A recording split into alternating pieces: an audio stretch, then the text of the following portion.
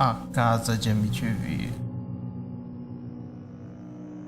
Dizem que toda casa tem seus segredos, porém, nenhuma tem tantos quanto uma certa residência MTV, no estado de Nova York, localizado no antigo número 112 da Ocean Avenue. A verdadeira tragédia e os supostos fenômenos que ocorreram nessa casa serviram de inspiração para diversos livros, filmes, programas de rádio, televisão e noticiários. Na noite do dia 13 de novembro de 1974, Ronald Butch DeFeo, de 24 anos, entrou freneticamente pela porta do Henry's Bar, na pacata cidade de Amityville. Ao chegar no pequeno bar, Ronald disse que alguém havia baleado seus pais. Ele convenceu os frequentadores do estabelecimento a acompanhá-lo de volta à sua casa. Ao chegarem no número 112 da Ocean Avenue, se depararam com uma cena terrível.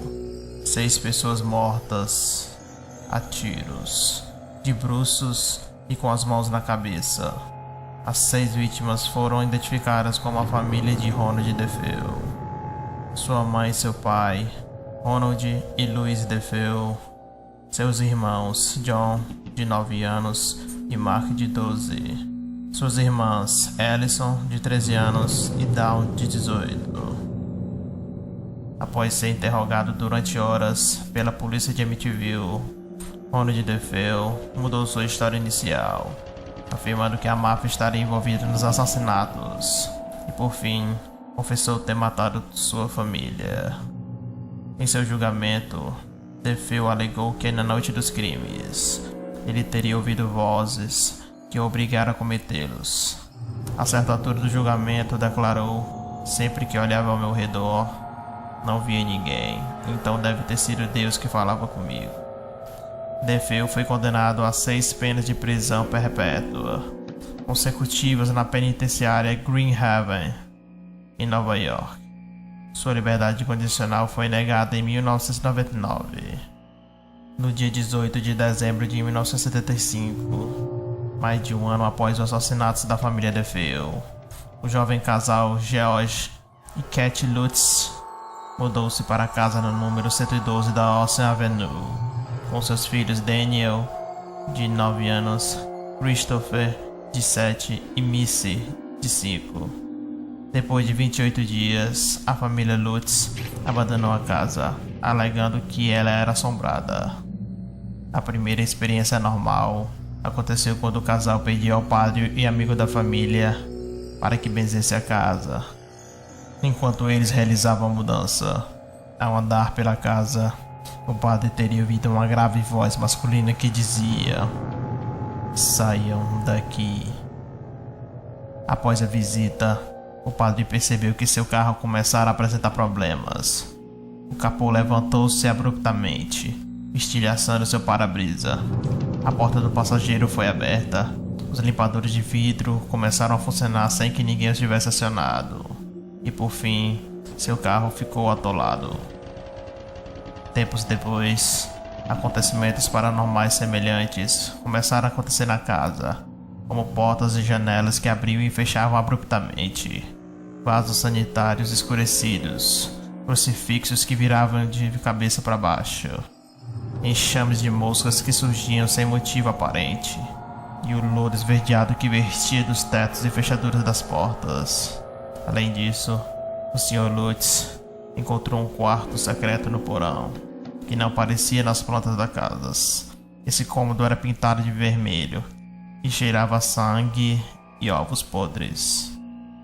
Lutz afirmou ter visto o rosto na parede, o qual mais tarde reconheceria como sendo de Ronald Butch DeFeo. Enquanto morava na casa, a Sra. Lutz declarou que sentia mãos invisíveis a agarrando e que, numa certa manhã, teria acordado coberta de vergões, como se tivesse sido queimada com ferro quente.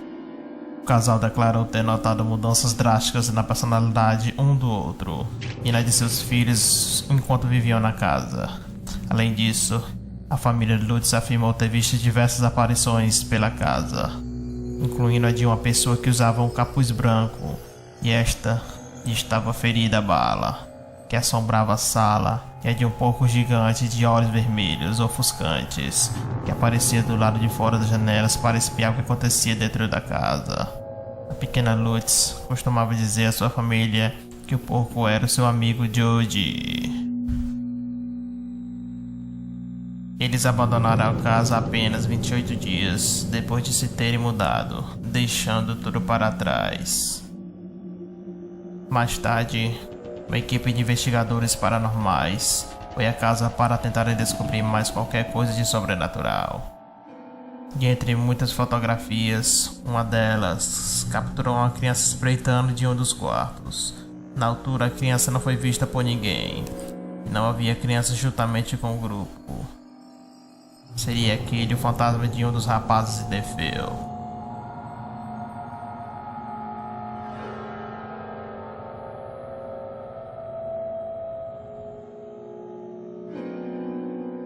Embora Butch DeFeo tenha sido condenado a 6 penas consecutivas de 25 anos, acusado de 6 crimes em segundo grau, muitas questões se mantêm sobre o que realmente aconteceu naquela noite.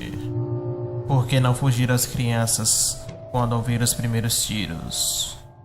Por que motivo foram todas as vítimas encontradas na mesma posição? Será que teriam ordenado que ficassem de barriga para baixo? Os peritos puseram de parte a teoria de que eles teriam sido assassinados noutro local e depois colocados naquela posição. Por que razão os vizinhos não ouviram os tiros? O barulho de uma carabina é bastante alto e pode ser ouvido a mais de 1,5 km de distância. No entanto, a única coisa que os vizinhos afirmam ter ouvido foi o cão da família latir. Ficou ainda provado que não foi utilizado qualquer tipo de silenciador, de modo a abafar o ruído. As autópsias revelaram ainda que as vítimas não estavam sob efeito de qualquer tipo de drogas ou substância que favorece os assassinos. Atualmente, Butch DeFeo continua a cumprir pena na prisão de Green Haven, em Nova York, e sempre lhe foi negada a saída de liberdade condicional. Ainda assim, mesmo quando questionado, ele continua a alterar sua história, deixando assim um mistério no ar. A casa foi entretanto modificada. Uma das modificações mais evidentes foi o formato das janelas do piso superior. O número da porta foi também alterado. Tudo isso para desencorajar as pessoas que vêm de toda parte para ver a casa e tentar sua sorte na descoberta de fantasmas ou demônios. Que tipo de força sobrenatural poderia influenciar um homem a assassinar sua família e fazer com que um jovem casal abandonasse sua casa dos sonhos? Melhor ainda, por que faria isso? Uma das lendas conta que havia uma tribo indígena no local, que se tornou a cidade de Amityville. Dizem que o local onde a casa número 112 da Ocean Avenue foi construída havia sido usado como uma espécie de isolamento, onde membros da tribo que estivessem doentes ou loucos eram mantidos à mercê da sua própria morte. Segundo essa crença, os fenômenos estariam relacionados aos espíritos dos indígenas que vagam pelo local. Outra lenda envolve um homem chamado John Ketchum, que fugiu de Salem durante os julgamentos por bruxaria e construiu sua casa no local onde mais tarde seria construída a casa de Amityville. Diz a lenda de Ketchum que teria usado sua casa para prosseguir com sua prática de adoração ao demônio e teria sacrificado diversos porcos e cães naquele local. De acordo com essa lenda, Ketchum teria aberto uma porta para o inferno e nunca mais teria sido fechada, deixando o caminho livre para os demônios fizessem a travessia para o nosso mundo. É claro que existem muitas outras lendas, histórias de que a casa teria sido construída sobre um cemitério abandonado e rumores de uma maldição feita por um antigo morador de Amityville, enforcado injustamente. Provavelmente, nunca saberemos toda a verdade sobre o que se passou naquela casa, na noite de 13 de dezembro em 1974.